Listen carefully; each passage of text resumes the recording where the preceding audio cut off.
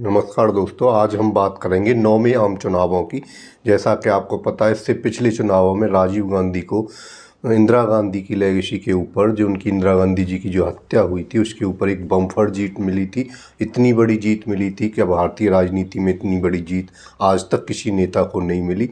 लेकिन अगले ही चुनावों में राजीव गांधी उस सत्ता को नहीं संभाल पाए और राजीव गांधी के लिए मैं एक आपको स्टेटमेंट कहूँगा, विंस्टन चर्चिल का एक स्टेटमेंट है कि राजनीति कोई खेल नहीं है, यह एक गंभीर व्यवसाय है।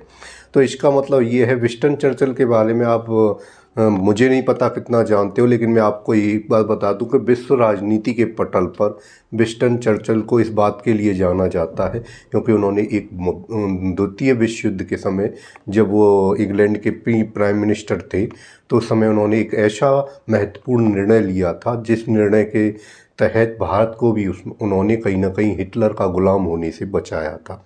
तो इस वजह से विंस्टन चर्चिल की हम बात कर लेते हैं थोड़ी बहुत।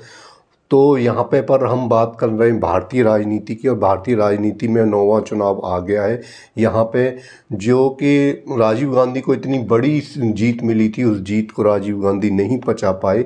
और ये उसका कारण ये था कि मैंने आपको पहले ही बताया था कि राजीव गांधी एक ऐसे राजनेता थे कि जो इंडियन एयरलाइंस में पायलट थे और उनका विमान डायरेक्ट भारतीय राजनीति में प्रधानमंत्री के पद के ऊपर ही उतरा। तो उससे पहले ना तो उन्हें प्रशासन का कोई अनुभव था, ना ही राजनीति का कोई अनुभव था।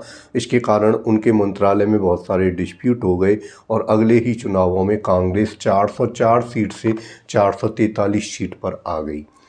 उनके कार्यकाल में, वैसे राजीव गांधी के कार्यकाल को अगर भारतीय राजनीति में आप देखते हो तो उसके आप ये देखते हैं कि मॉडर्न आधुनिक भारत के जनक के रूप में राजीव गांधी को जानते हैं, जो कंप्यूटर क्रांति के रूप में राजीव गांधी को जानते हैं। बहुत सारे काम उन्होंने किए, लेकिन वो राजनीति को अच्छे से नहीं संभाल पाए। और उनकी ही कैबिनेट में वीपी सिंह थे, जो उस समय वित्त मंत्री भी थे और रक्षा मंत्रालय भी संभाल रहे थे लगभग।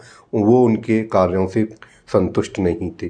उनके पीछे दो कारण ये भी थे कि उनके कार्यकाल में, एक तो आप देखोगे पंजाब में आतंकवाद का मुद्दा छाया हुआ था, क्योंकि जब ही इंदिरा गांधी की मृत्यु हुई उसके बाद पंजाब में लगातार राष्ट्रपति शासन चल रहा था। उसके बाद एक बोफोर्स घोटाला हुआ था तोपों की खरीद के लिए। स्वीडन से कुछ तोपें खरीदी थी, उनमें घोटाले की बात की गई थी विपक्ष के द्वारा। और तीसरा आप देखोगे, एक और आतंक घटना हुई, वो थी लिट्टे की। लिट्टे एक तमिल जो लोग हैं, उन तमिल समुदाय का एक संस्था थी जो कि श्रीलंका में काम कर रही थी। तो श्रीलंका में गृह युद्ध चल रहा था और वहाँ पे तमिलों का शोषण हो रहा था एक तरह से। तो उनकी एक संस्था थी लिट्टे। तो वो लिट्टे जो कि एक आतंकवादी के रूप में काम करने लग गए थे, उन्होंने शस्त्र उठा लिए थे। तो वहाँ पे भी राजीव गांधी सरकार की किरकिरी हुई। राजीव गांधी ने वहाँ पे शांति सेना भेजी थी, जिसके कारण आगे चल के हम देखेंगे कि उनकी भी एक आतंकवादी घटना में हत्या हो जाती है। ये सब चीज़ें भारतीय राजनीति में चल रही थी। लेकिन यहाँ से आप एक बात तो समझ लो कि जो कांग्रेस का जो वर्चस्व था, वो वर्चस्व इन चुनावों के बाद ख़त्म हो गया। आपने देखा होगा, कांग्रेस, नेहरू युग, इंदिरा युग, राजीव गांधी, तो 300 350 सीटें लाना उनके लिए आम बातें थी। हर बार चुनावों में वो 300 के आसपास जो सीटें लाते थे, वो चीज़ यहाँ पे आके कांग्रेस की ख़त्म हो गई। कांग्रेस की विरासत को बड़ा धक्का लगा और यहाँ से आगे कांग्रेस कभी पूर्ण बहुमत में शायद 282 सीट भी कभी प्राप्त, 72 सीट भी कभी प्राप्त नहीं कर पाई। तो कांग्रेस का वर्चस्व यहाँ के टूट गया। मैंने इतनी बात ये कर ली। उसका कारण क्या था कि राजीव गांधी को राजनीति में फिट नहीं हो पा रहे थे और उनके ही मंत्रिमंडल के जो नेता थे वो उनके विरोध में खड़े हो गए और उन्होंने अलग, वीपी सिंह थे, उन्होंने एक अलग पार्टी बना ली जन मोर्चा के नाम से। और जन मोर्चा के नाम पर उन्होंने पार्टी बनाई और जनता पार्टी के सहयोग से उन्होंने सरकार बनाई 1989 में। आप देखोगे कि उनकी सरकार भी ज़्यादा दिन नहीं चली। उनकी सरकार नवंबर 1990 तक चली। उसका कारण ये था कि जो जनता पार्टी और बीजेपी के सपोर्ट से जो सरकार वीपी सिंह ने बनाई थी, उसमें ऐसा हुआ कि सितंबर सितंबर 1990 में आडवाणी जी ने रथ यात्रा शुरू की और वो रथ यात्रा थी राम मंदिर निर्माण के लिए। बिहार से वो रथ यात्रा शुरू की गई और बिहार के समस्तीपुर में उस समय लालू प्रसाद यादव की सरकार थी। समस्तीपुर में आडवाणी जी को गिरफ्तार कर लिया गया और जब आडवाणी जी को गिरफ्तार किया गया तो फिर बीजेपी ने वीपी सिंह सरकार से अपना समर्थन वापस ले लिया और वीपी सिंह की सरकार गिर गई। इस तरह से इस सरकार का हुआ। लेकिन ये घटनाक्रम हुआ क्यों, बीजेपी को राम मंदिर एकदम से याद क्यों आ गया भारतीय राजनीति में, उसके पीछे कारण ये है। उसके पीछे ये देखो एक कारण ये है कि इस टाइम तक ओबीसी की राजनीति होने लगी थी। ओबीसी जातियों की जब मैं बात करता हूँ तो आप ये देखोगे कि भारतीय संविधान में जो पिछड़े वर्ग थे, जिन्होंने अम्बेडकर जिन वर्गों के लिए लड़े, एसटी एससी के लिए, तो उनके लिए तो भारत वो पहले से ही रिजर्वेशन स्थापित कर गए थे संविधान में। लेकिन एक वो अम्बेडकर भी इस बात को समझते थे कि एक वर्ग और है भारत में जिसको हम अन्य पिछड़ा वर्ग या ओबीसी कहते हैं, उनकी भी स्थिति बहुत सही नहीं है, तो उनके लिए भी कुछ ना कुछ अधिकार होने चाहिए, थोड़ा बहुत आरक्षण होना चाहिए। लेकिन वो आरक्षण उस समय नेहरू जी ने एक्सेप्ट नहीं किया। फिर भी अम्बेडकर संविधान में एक धारा अनुच्छेद जोड़ के गए थे 340। अनुच्छेद 340 के तहत उसमें ये कहा गया था कि अगर राष्ट्रपति चाहे तो पिछड़े वर्गों की पहचान के लिए, उस तरह की पहचान के लिए वो क्या कर सकते हैं, कोई आयोग का गठन कर सकते हैं जिसमें ये निर्धारित किया जा सकता है कि कितने पिछड़े वर्ग भारत में हैं और कितने नहीं। तो उस तरह के लिए सबसे पहले काका कालेलकर एक आयोग बनाया गया था 1953 में।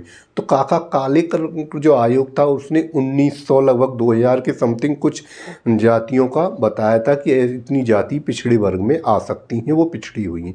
बाद में ये चीज़ हुई थी कि आपने देखा होगा कि इंदिरा गांधी की इमरजेंसी के बाद जनता पार्टी की जो सरकार बनी थी, मोरारी देसाई जिसके वो प्राइम मिनिस्टर बने थे, तो उन्होंने भी वो चीज़ देखी और उन्होंने बाद में एक ओबीसी जाति के लिए उन्होंने भी एक कमीशन बनाया था जिसको कहते हैं मंडल आयोग। तो मंडल आयोग जब कमीशन बना, मंडल आयोग ने लगभग 3200 जातियाँ बताई ओबीसी, और वो आयोग उसके बाद इंदिरा गांधी की सरकार रही, राजीव गांधी की सरकार रही, तो जब वो आयोग की रिपोर्टें सब ठंडे बस्ते में रहीं तब तक। उसके बाद क्या हुआ, वीपी सिंह ने उन मंडल आयोग की रिपोर्ट को लागू करने का प्रयास किया। जब मंडल आयोग की रिपोर्ट लागू होने लगी तो अब जो राजनीति थी भारत की वो किस तरफ मुड़ने लगी, जातियों के आधार पर मुड़ने लगी, और उस जातियों के आधार पर राजनेता बने जिसमें आप मुलायम सिंह देखोगे, लालू प्रसाद यादव देखोगे। उन्होंने एक ओबीसी की जाति की राजनीति शुरू कर दी, जो जातियों के आधार पर राजनीतियाँ शुरू हो रही थी।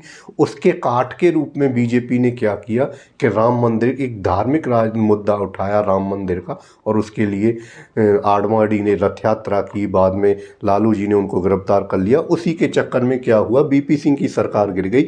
वीपी सिंह की सरकार के बाद फिर जनता पार्टी से अलग हो गए थे 64 सांसदों को लेकर चंद्रशेखर। फिर चंद्रशेखर ने उसके बाद सरकार बनाई और उनकी भी सरकार ज़्यादा दिन नहीं चली, 1 साल बाद उनकी भी सरकार गिर गई। उसके बाद फिर आगे 10वां चुनाव होता है, उनकी बात हम अगले चुनावों में करेंगे।